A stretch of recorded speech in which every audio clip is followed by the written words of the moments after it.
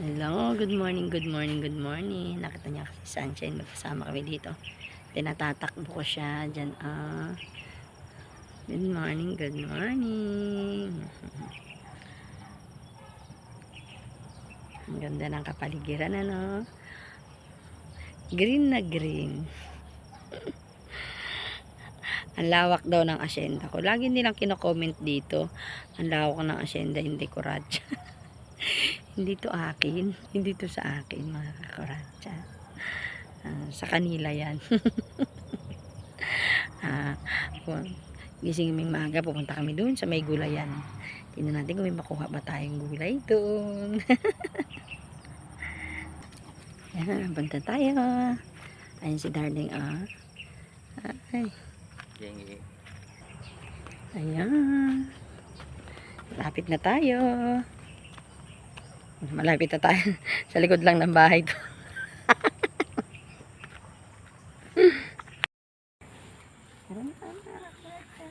May upo. Medyo malaki na rin yung upo dito. Ay, sino ang kumakain ng ganito? Tsaka sino yung nakakakilala nito? Ano to? Ilapit mo, ilapit mo. Alam niyo ba kung ano to? Comment down kung ano to, ha? Gulay yan. Ito. Wow!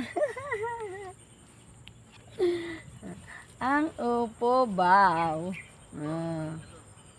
Ito. Kuhanin na natin yan. Baka kuhanin pa ng iba yan. Ayan, ito pa. Ang dami pang mga maliliit na bunga. Diba?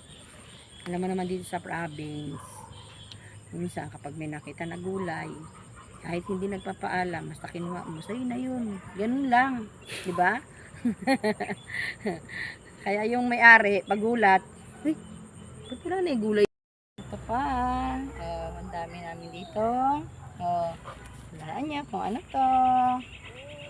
Sabi nila sa ibang bansa, ano daw to,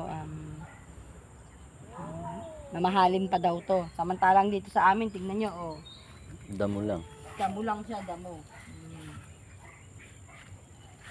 Yan, Yummy. At meron pa kami dito, okra. Kasi medyo maliit pa yung okra. Okra. Ay, nalaglag yung bulak-bulak. Hindi naman to si Sunshine, ang gulo-gulo, Kuhanin na rin natin itong upo, patola. Kaso ang liit pa niya, wag lang na pala. Ang liit pa. Para miswahan, maliit pa, kaya wag na muna. Yun lang mga kakuratsa. Bye-bye na. At uuwi na rin kami sa bahay. Nakakuha na tayo ng upo, yung okra. Maliliit pa At saka itong patola, maliit pa. Hindi pa natin pwedeng kuhanin. Ayan, pauwi na tayo.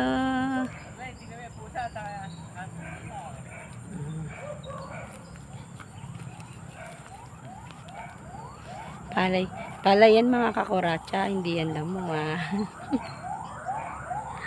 Lawak ng palay nila, no? Ito yung nasa likod lang ng bahay namin. Diba, probinsya, no? Kaya malungkot dito. Kaya pag nakakalakwatsa Inday Kuratsa, talagang lakwatsa. Dahil dito tahimik, tapos ito lang yung makikita mo sa likod ng bahay nyo. Diba? Bye-bye!